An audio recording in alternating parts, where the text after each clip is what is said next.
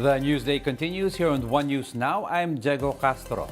Inflation quickens for the second straight month in September, coming in at 6.1%. That's from 5.3% in August, but still lower than the 6.9% recorded in September last year. Headline inflation also exceeded the 5.4% median estimate in a Business World poll conducted last week, but it still falls within the 5.3 to 6.1% forecast range of the BSP.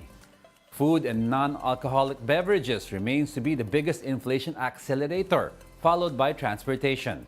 The PSA says higher food inflation last month was mainly caused by an almost 18% inflation for rice, compared to just 8.7% in August. That's the highest rice inflation the country has seen in 14 years, despite the government earlier implementing a price cap to control rice prices. At least 6 manufacturers of basic necessities and prime commodities have withdrawn requests for price increases. Trade Secretary Alfredo Pascual says the government and manufacturers have reached a consensus to hold off price hikes until the end of the year in a dialogue. Companies that pulled out their requests were involved in manufacturing bottled water, candles, condiments, bread, and toilet soap. During the same dialogue, manufacturers also raised issues like the imposition of pass-through fees, as well as lack of local supply of raw materials. Pascual, however, assured that the government would continue to find ways to address the rising costs of their production. In other news, China employs dangerous maneuvers over in Ayungin in another attempt to interfere with the PCG's resupply mission to BRP Sierra Madre. Chinese Coast Guard vessels were seen intentionally cutting across the path of our escort vessel, BRP Cabra. The foreign Coast Guard didn't seem to mind the impending collision, so the PCG had to slow the vessel down. No less than 12 Chinese militia ships were also spotted making rounds in the area, but the National Security Council said the resupply mission was still a success, just like the last 2 missions, which were also marred by harassment from the Chinese Coast Guard. We'll be back with more stories after the break. Keep it here on One News.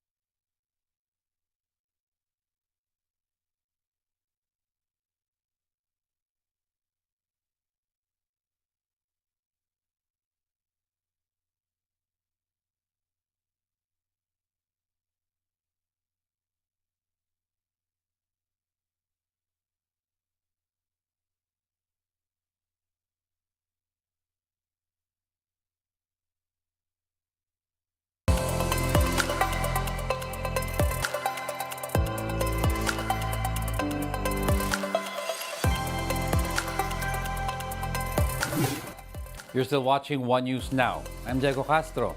Vice President Sara Duterte says those against granting her office's confidential funds may be deemed as enemies of the state or, quote, kalaban ng bayan.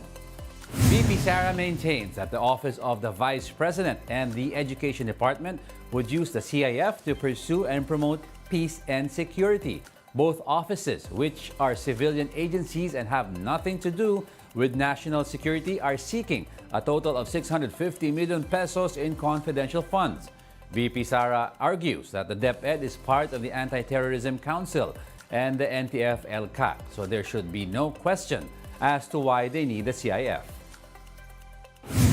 Anyone who attacks or undermines funds allocated for peace and order is naturally assumed to have insidious motivations.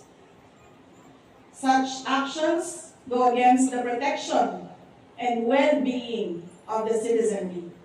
Kung sino man ang kumukontra sa confidential funds ay kumukontra sa kapayapaan. Kung sino ang kumukontra sa kapayapaan ay kalaban ng bayan. Prior to this, the lower chamber has decided to realign the confidential funds from the OVP and DepEd to agencies actually concerned with national security. The Senate is also set to discuss the matter during budget deliberations. Still on the 2024 national budget, employees of the Philippine General Hospital say they will not stop their protests until lawmakers decide to restore hospital funds slashed from the spending plan. The state hospital is seeing some 2.1 billion pesos in budget cuts under the proposed 2024 allocation, something that employees say is unjust and unacceptable. They note that there are no funds allocated for new employees, which they fear could lead to current staff getting overworked and underpaid. Aside from that, PGH's allocation for MOOE or maintenance and other operating expenses is also seeing some fund reduction. Employees explain the MOOE is important as it covers medical assistance for PGH patients that come from vulnerable sectors. May kaltas na 294 million doon sa medical assistance for indigent patients. Malaking dagok po ito dahil alam naman po natin sa PGH umaasa yung ating mga may hirap na kababayan para sa libre pero dekalidad na serbisyong pangkalusugan. In sports, some big wins for the Philippines over at the Asian Games in Hangzhou, China.